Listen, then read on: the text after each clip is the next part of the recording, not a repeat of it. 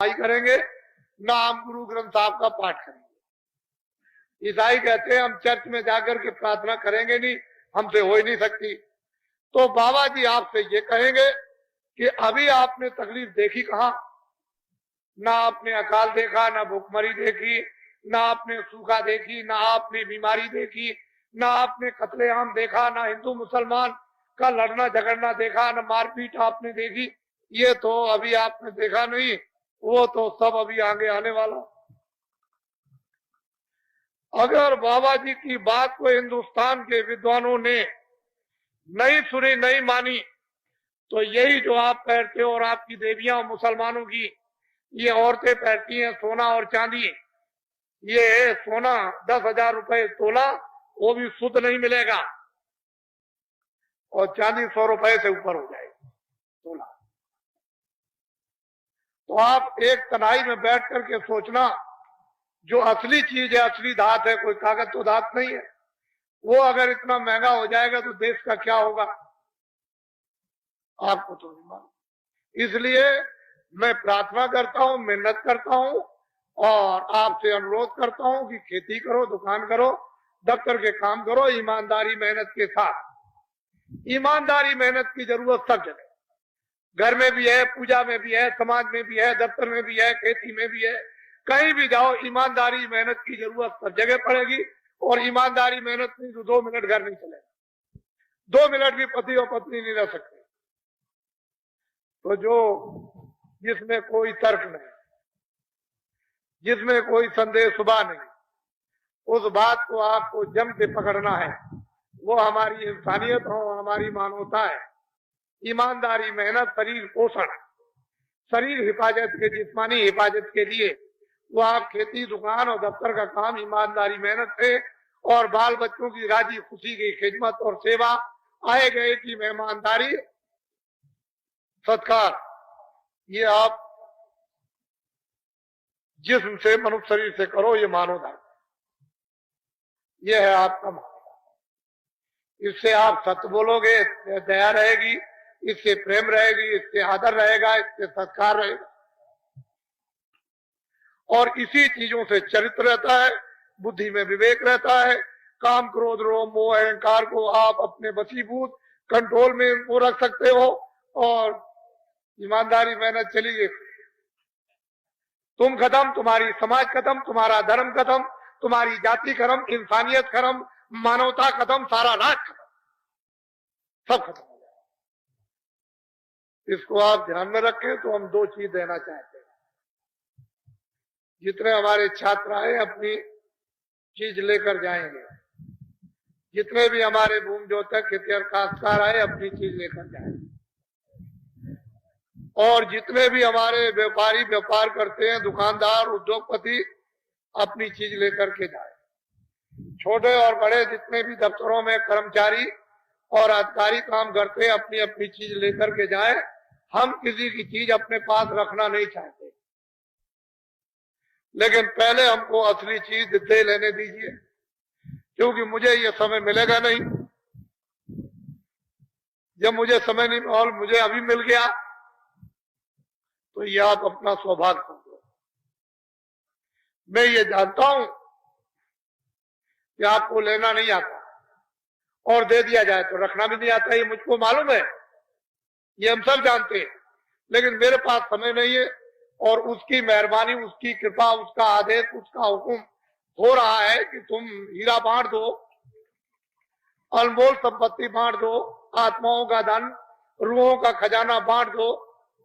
तो मैं उसके हुक्म की, मुझे तो तामील करनी है, अधूरी तो करनी है, आदेश का पालन करना। मेरे पास समय नहीं है, देश इतना बड़ा है, गांव इतने हैं, पूरब पश्चिम है, इसलिए मुझे पहले अनमोल वस्तु दे लेने दीजिए, क्योंकि ये अवसर कभी मिलेगा नहीं। आधी घड़ी, एक घड़ी, आधी घड़ी, आधी में पुनः, जरा सा भी, अरे बूंद बूंद भर के तुम एक एक पैसा जोड़ते हो, लखपति और करोड़पति हो जाते हो।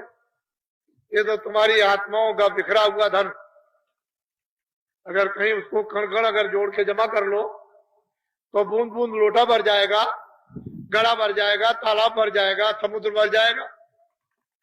अरे मानव शरीर तो इसीलिए मिला था कि अब की बार अनंतों जन्मों के बाद कितने सज्जुग, कितने त्रेता, कितने द्वापर, कितने कलयुग बीत गए, ये मनुष्य शरीर से हाथ धो बैठे।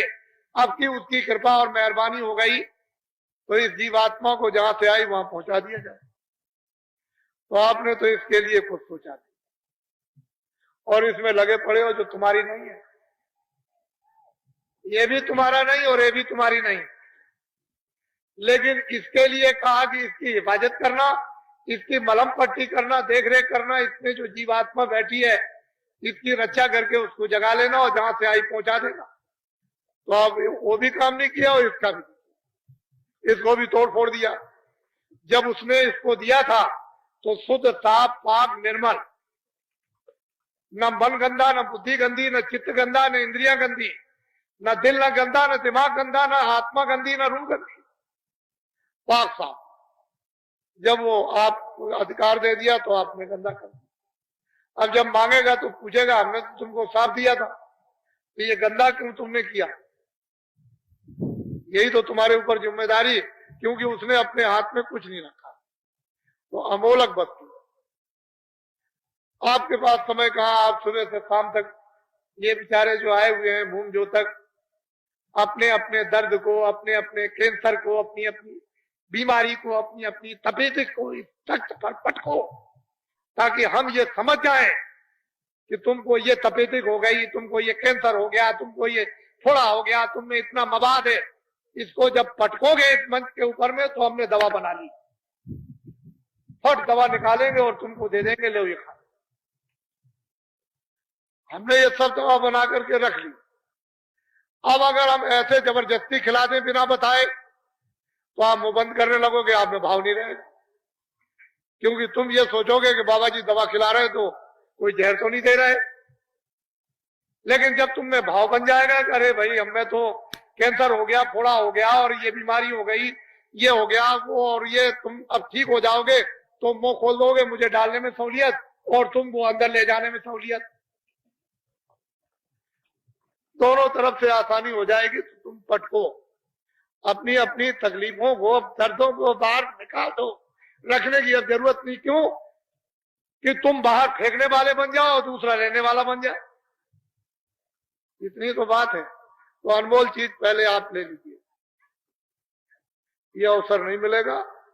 इतनी मैं आपसे प्रार्थना और अपील करूंगा कि आप लोग सबके सब शाकाहारी हो जाओ।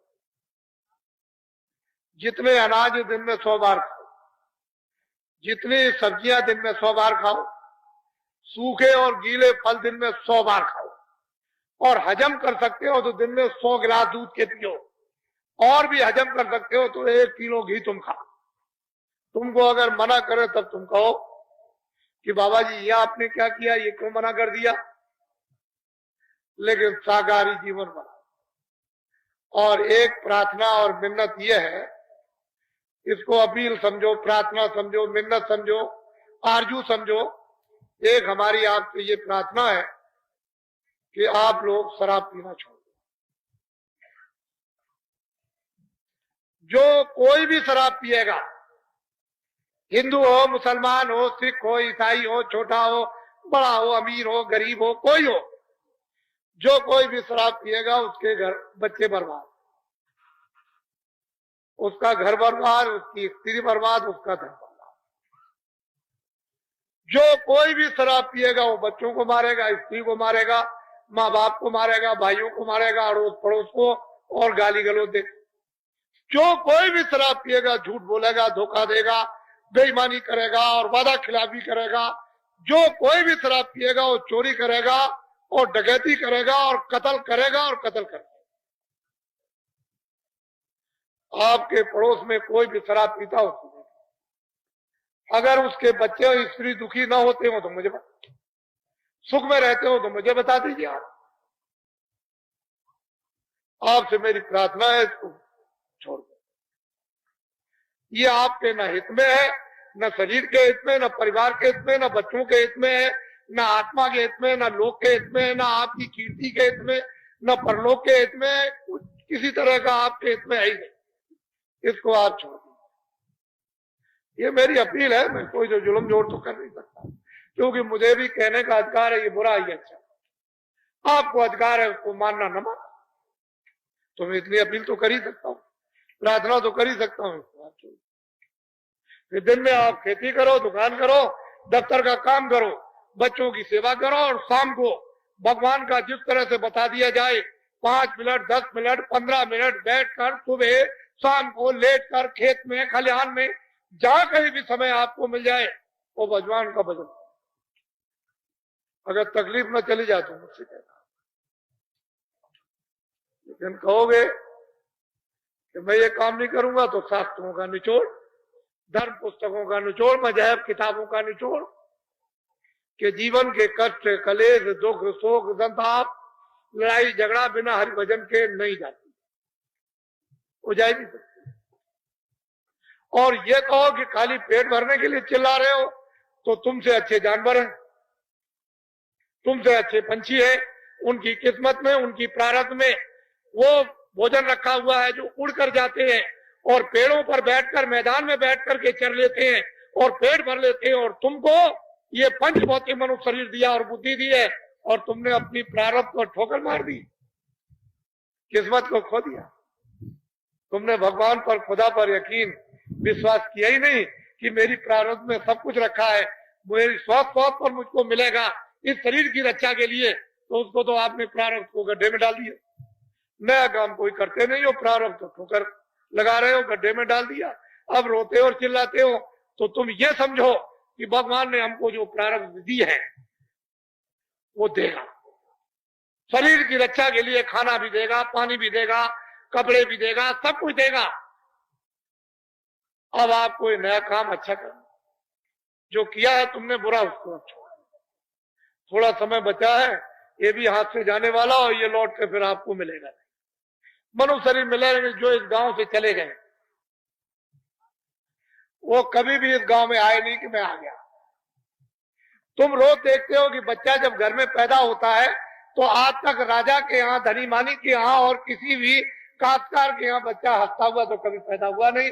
जितने भी बच्चे पैदा होते हैं सब रोते हैं। क्या तुमने अपनी बुद्धि से सोचा है कुछ लेके आया? कुछ जाति लेकर आया, कुछ भाषा लेकर आया, कुछ पहचान लेकर आया, कुछ सुनना लेकर आया, कुछ समझना? खा रो रहा, चिल्ला रहा, काहे में चिल्लाता है? दर्द, पीड़ा में चिल्ला। तुम बड़े नादान और पागल निकल गए कि संसार को समझने की, जड़ चीजों के समझने की तुमको बुद्धि दे दी और फिर चिल्लाने लगे मेरी